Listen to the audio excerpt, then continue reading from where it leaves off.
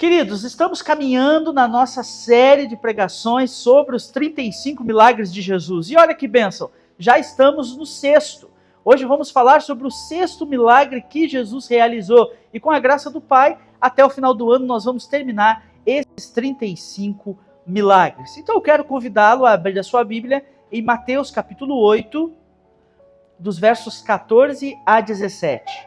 Evangelho segundo Mateus, capítulo 8, dos versos 14 a 17.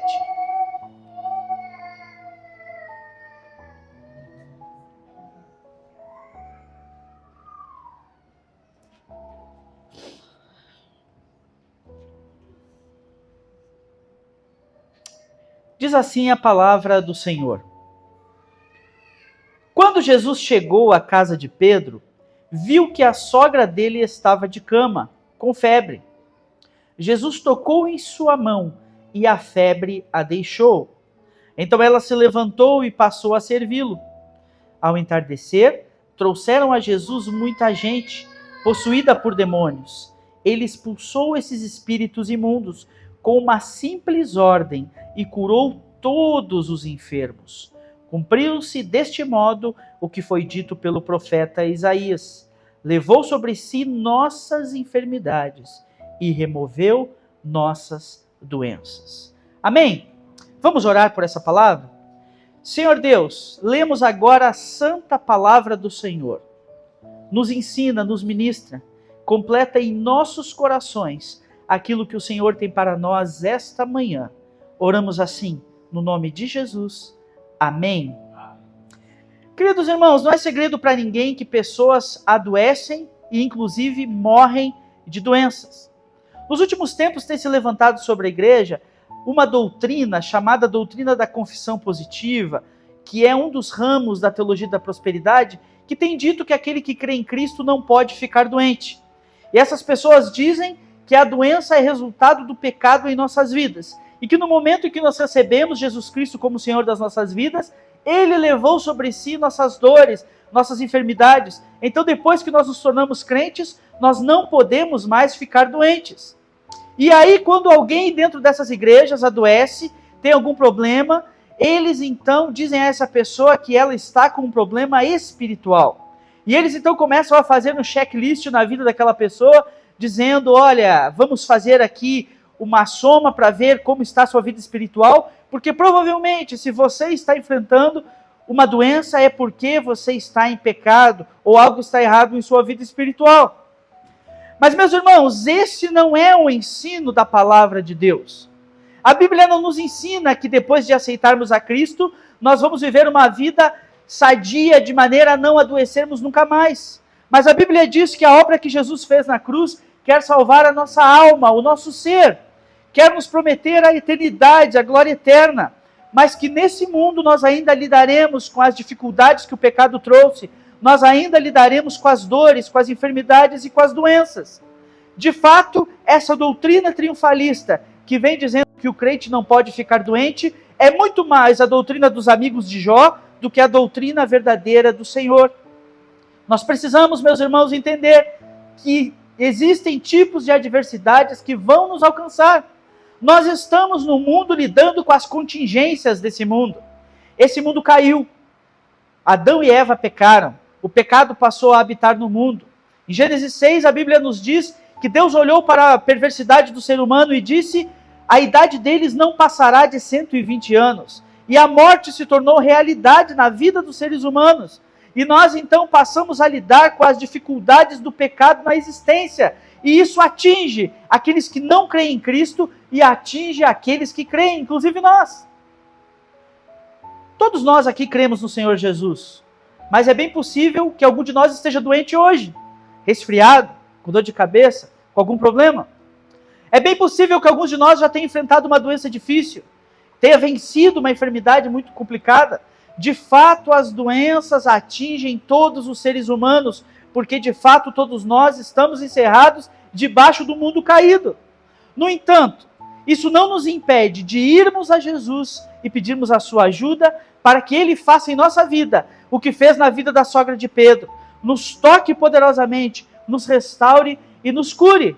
Porque o Senhor Jesus faz milagres, Ele age em favor das nossas vidas. Ele tem todo o poder para realizar aquilo que nós não podemos nem mesmo imaginar. O texto que lemos essa manhã nos mostra que Jesus estava vindo de um dia cansativo. Jesus havia pregado o Sermão da Montanha, um sermão majestoso, maravilhoso. E não sei quantos dos irmãos aqui já anunciaram a palavra, já subiram ao púlpito para pregar, mas os irmãos sabem que pregar às vezes é como correr uma maratona. Quando você desce do púlpito, você está cansado, exausto, porque no momento em que a palavra de Deus está sendo anunciada, há uma batalha espiritual, há uma guerra no mundo espiritual, e isso cansa, tira a energia da gente. E Jesus, certamente no sermão mais conhecido e no melhor sermão de toda a história da humanidade, certamente sentiu essa opressão. Mas Jesus, mesmo assim, pregou nos capítulos 5, 6 e 7 de Mateus, o Sermão da Montanha, que é tão lindo, tão profundo, e que ensina qual a relação da nova aliança inaugurada por Cristo com a antiga aliança inaugurada por Moisés. E Jesus ressignifica a obra de Moisés e mostra aos seus discípulos qual é a doutrina, o caminho, o ensino que ele tem para a sua igreja.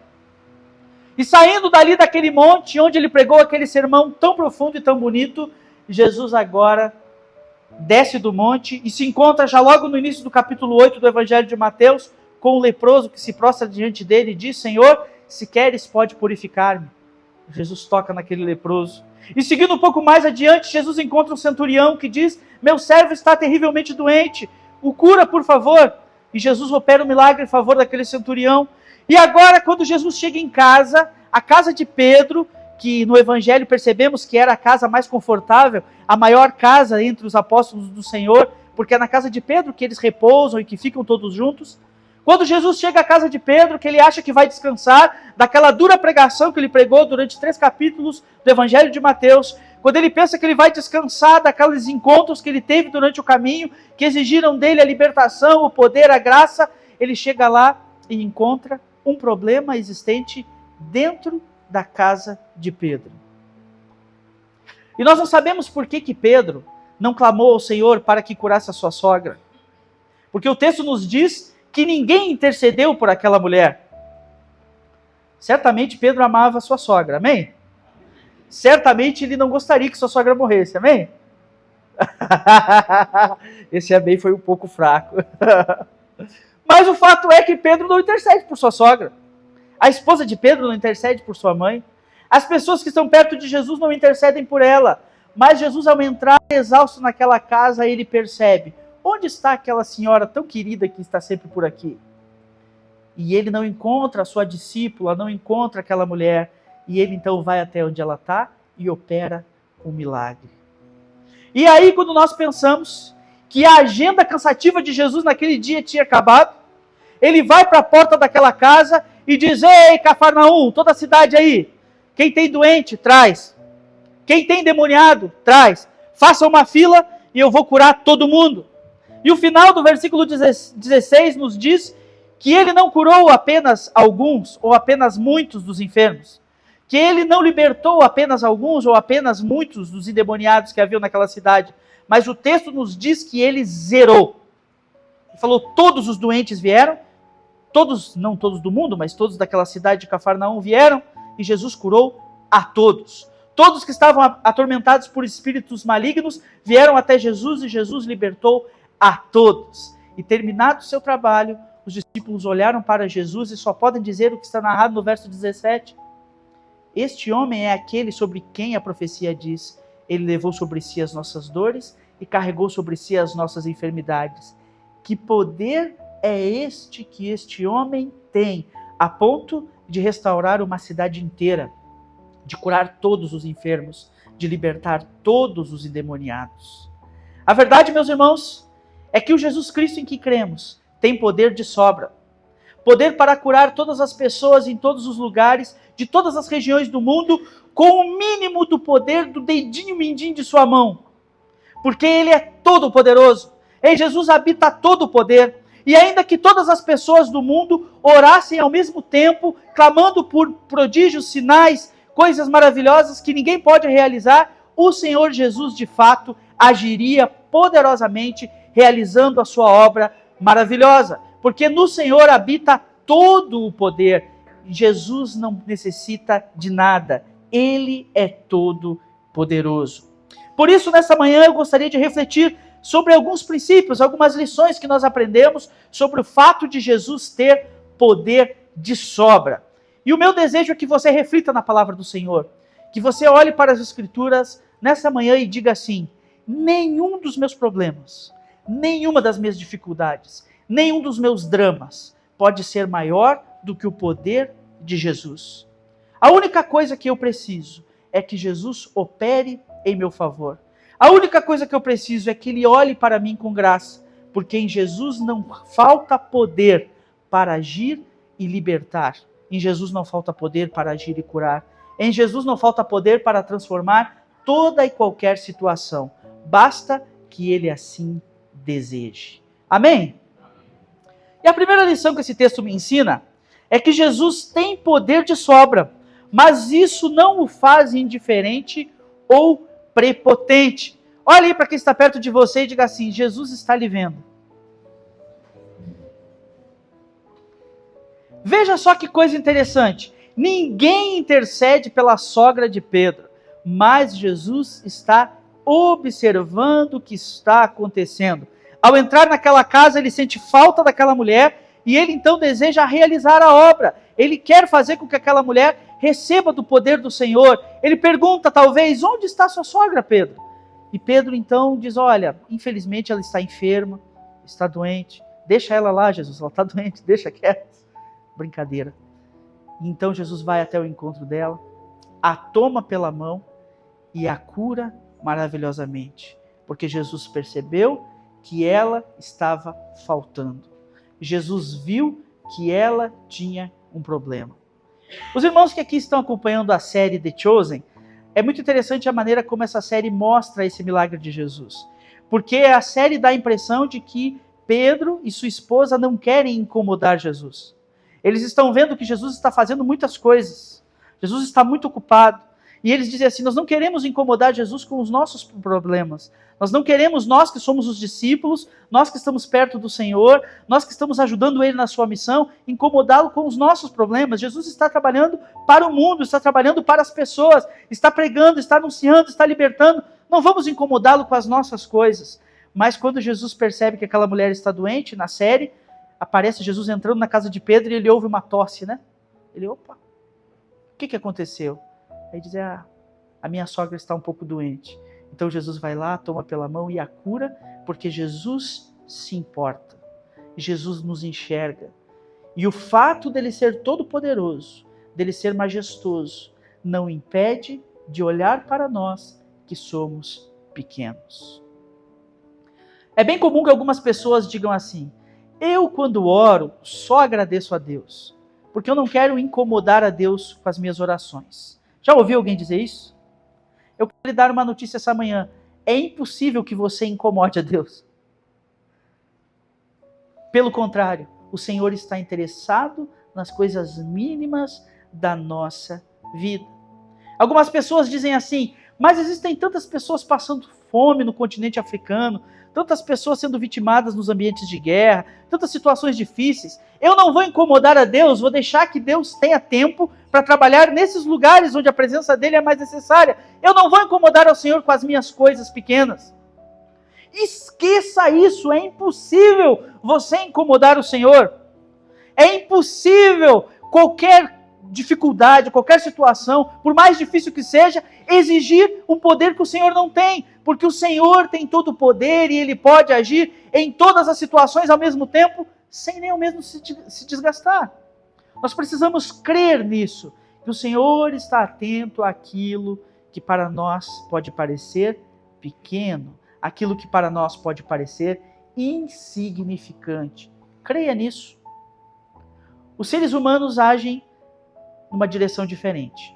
Quanto mais poderosa uma pessoa é, quanto mais importante ela é, quanto maior ela se torna, menos ela presta atenção nos outros.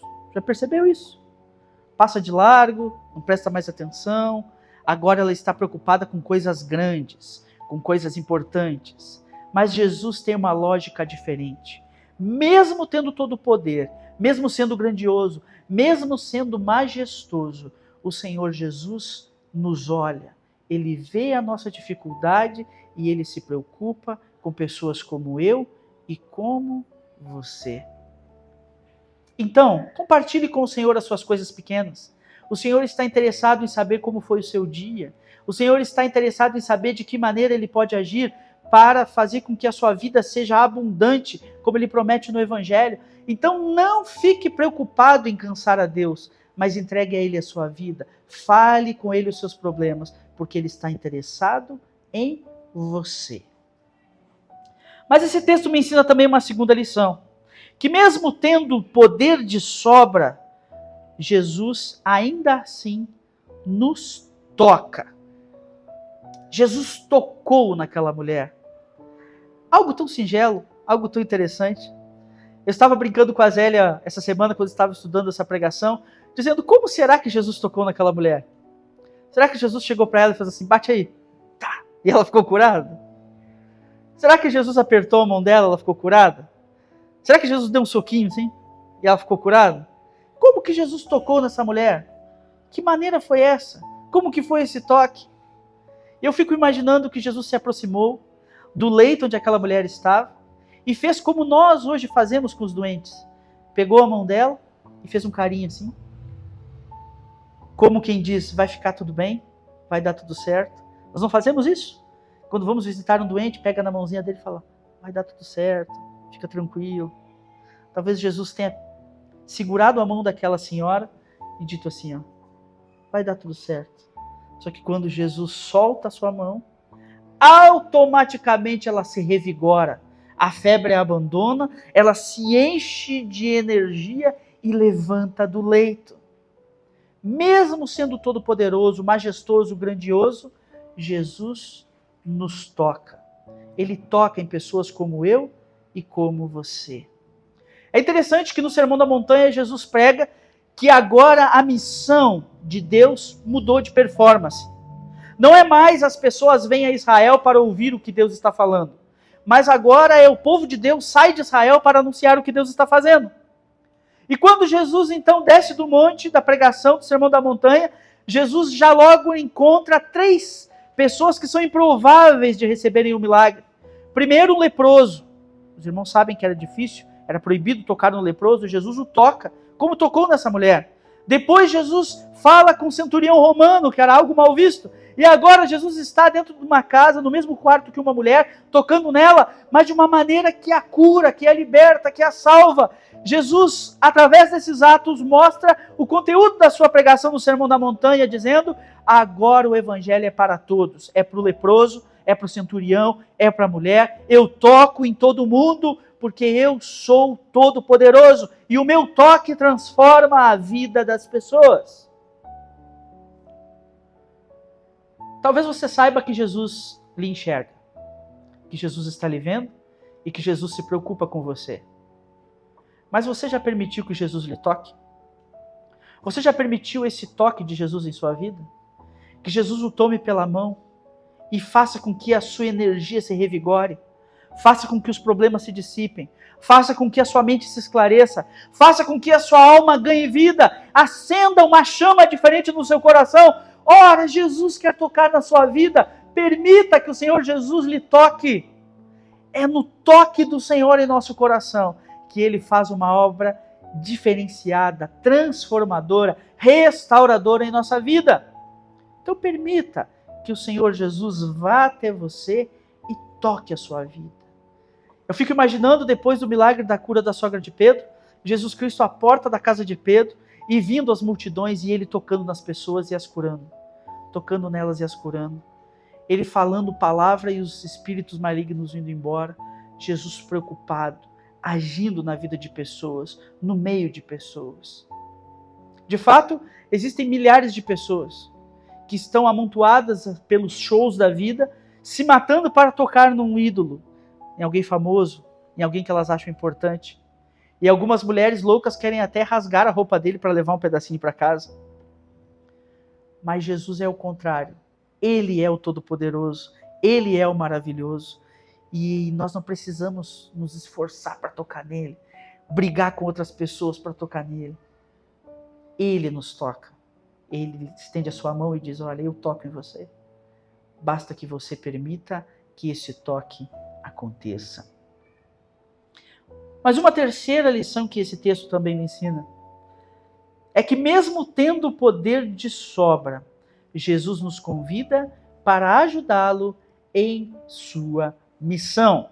Veja o que acontece no texto que nós lemos.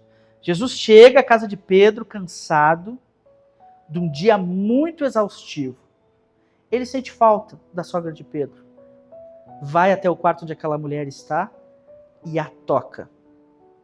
O texto diz que a energia volta ao corpo dela, a febre a abandona. E o que ela começa a fazer imediatamente? Começa a servi-lo. Veja só que coisa interessante. A maneira de agradecer ao Senhor pela sua atenção, pelo seu toque, pelo seu poder, pela sua graça derramada, que aquela mulher encontra, é servindo ao Senhor. Ela diz: Senhor, o que eu posso fazer para agradecer tudo que o Senhor fez por mim? Eu só posso te servir.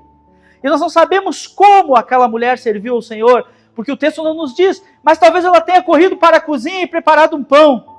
Talvez ela tenha feito alguma coisa para Jesus beber. Talvez ela tenha preparado um banho para Jesus. Talvez ela tenha feito alguma coisa que fizesse com que aquele dia de Jesus fosse menos cansativo. Mas de alguma forma ela desejou servir, abençoar. E mesmo Jesus sendo todo-poderoso, mesmo Jesus podendo curar a cidade inteira, mesmo Jesus podendo libertar a cidade inteira, quando aquela mulher se põe ao lado dele e diz: Senhor, eu quero te servir, eu quero trabalhar também, Jesus diz: vem e trabalha comigo, a sua ajuda é bem-vinda, vem e sirva, você é convidado para participar comigo daquilo que eu estou realizando. Meus irmãos, que privilégio, que privilégio. O Senhor Jesus tem poder para realizar a obra sozinho. Ele não precisa de pessoas como eu ou como você. Se dependesse única e exclusivamente do Senhor Jesus a evangelização do mundo, possivelmente o mundo teria sido evangelizado no estalar de dedos. Mas Jesus deseja que nós participemos de sua obra. E Ele nos chama para que nós cooperemos com Ele no que Ele está fazendo. Ele não enviou anjos, Ele não enviou seres celestiais para realizar a sua obra, mas Ele chamou pessoas como eu e como você, que semelhantes à sogra de Pedro foram vistos, foram tocados e agora são chamados para servir. E nós, como seres pequenos que somos, só podemos agradecer a graça que recebemos, servindo ao Senhor da melhor maneira que pudemos, fazendo aquilo que nós sabemos fazer para honrar e glorificar o nome do Senhor Jesus. Precisamos, de fato, ser instrumentos úteis nas mãos do Senhor, o servindo. Algumas pessoas têm uma teologia mais reformada que diz assim: se o Senhor quiser salvar alguém, Ele vai salvar independentemente de qualquer coisa. Então Deus pode se revelar para a pessoa num sonho, Deus pode se revelar para a pessoa através de alguma maneira, mas todas as pessoas que Deus quer salvar, Deus vai salvar independentemente de qualquer coisa. Mas quando nós lemos as Escrituras Sagradas, nós vemos inúmeros chamados de Jesus Cristo e dos seus apóstolos para que nós despertemos, para que nós façamos essa obra, para que nós evangelizemos o povo de Deus, para que nós encontremos aquelas pessoas que Deus deseja salvar. E o apóstolo Paulo, falando sobre isso, ele diz: como crerão se não houver quem? Quem pregue. E como de fato crerão naquele de quem não ouviram? Eles precisam ouvir. E nós precisamos falar. Se a vontade de Deus fosse agir desta maneira, salvando quem quer da maneira que quer, Ele já teria feito isso há muito tempo, porque o Senhor Jesus tem todo o poder. Mas Ele, por sua soberana inteligência, por seu soberano plano, decidiu nos incluir nesse trabalho. E isso atrasa o trabalho de Deus, a nossa participação. Eu não sei se você já teve oportunidade de, em alguma atividade doméstica, ter seu filho ao seu lado, querendo ajudar, e ele quer ajudar, até que chega um momento que você dá alguma coisa para ele fazer, né? A pergunta que não quer calar: ele mais ajuda ou mais atrapalha? Ele mais atrapalha. Você ia fazer mais rápido se ele não estivesse lá, ia ser muito melhor se ele não estivesse ajudando, mas você sabe que aquilo é importante para ele. aquilo é importante para Ele. E é isso que o Senhor faz comigo e com você. Ele poderia realizar a obra da evangelização, poderia salvar as pessoas por conta própria, seria muito mais fácil. Mas Ele deseja que eu e você participemos, porque Ele sabe que isso é importante para nós, para o nosso crescimento, para o nosso conhecimento de quem Deus é, para que nós nos sintamos de fato filhos úteis do nosso Pai. Jesus lhe chama para servir. Se Jesus já o percebeu e já o tocou, agora você é chamado para servir, para fazer a sua parte. Do jeitinho que você é, com as aptidões que Deus lhe deu, Ele lhe chama para você fazer parte da obra que Ele está realizando. O Senhor Jesus tem poder de sobra para curar, mas Ele deseja que nós estejamos com Ele na sua obra. No início do culto nós lemos o texto de Marcos 16, que diz que de fato o Espírito Santo sobre nós nos capacitaria para realizarmos a obra do Senhor. E que agora o Senhor Jesus não mais estaria à porta curando os enfermos e libertando os cativos, mas que agora nós, cheios do Espírito Santo, faríamos as vezes de Jesus, orando para que as pessoas fossem curadas, libertando aqueles que estão aprisionados pelo poder do mal através da palavra do Evangelho, fazendo com que a obra do Senhor continuasse sobre a face da terra. Jesus tem poder de sobra, mas esse poder é visto através da vida da igreja. E para que esse poder de Jesus seja sentido e faça diferença na vida daqueles que não creem, essa igreja precisa ser cheia do poder do Espírito Santo. O poder de sobra de Jesus tem que estar em sobra nas nossas vidas, tem que exalar dos poros dessa igreja, para que nós assim sejamos instrumentos na obra do Senhor. E quem sabe um dia o poder de Deus agindo em nossas vidas nos permita ver o que aquelas pessoas na casa de Cafarnaum viram. Multidões vindo e recebendo a bênção do Senhor, aquilo que necessitavam, a cura, a libertação, a transformação, a vitória sobre o mundo e sobre o pecado. Jesus tem poder de sobra. Ele nos vê, nos toca e nos chama. Amém? Vamos orar por essa palavra, pedindo que o Espírito Santo do Senhor a complete em nossos corações. Senhor Deus, nós queremos te agradecer pela tua palavra, sempre viva e eficaz, doce palavra do Senhor. Ao observarmos o milagre de Jesus em favor da sogra de Pedro, nós vemos um Deus todo-poderoso, preocupado com pessoas simples. Obrigado, Jesus, porque o Senhor nos vê. Obrigado porque em nossas dores o Senhor nos toca. E obrigado, Senhor, porque redimidos pelo teu sangue, nós podemos te servir. Eu quero interceder pela vida dos meus irmãos que aqui estão esta manhã. Se há alguém, Senhor, que ainda não permitiu ser tocado pelas tuas mãos, que o Senhor a toque neste momento e que ela possa crer no poder majestoso de Jesus Cristo. Se há alguém aqui, Senhor, esta manhã, que já foi tocado pelo Senhor, mas que ainda se recusa a servi-lo de todo o coração, que o Senhor o abençoe e dê a ele a capacidade para levantar-se desse leito, para deixar as dores de lado e servir o Senhor com aquilo que o Senhor lhes deu para realizar. Eu quero interceder por essa igreja, que o Senhor faça com que essa igreja seja uma agência do teu reino, que o poder de sobra visto à porta da casa de Pedro na cidade de Cafarnaum, seja poder de sobra às portas dessa igreja.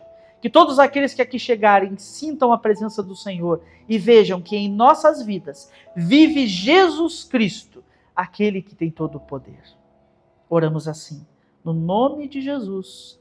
Amém. Amém, queridos. Que Deus abençoe a vida dos amados irmãos.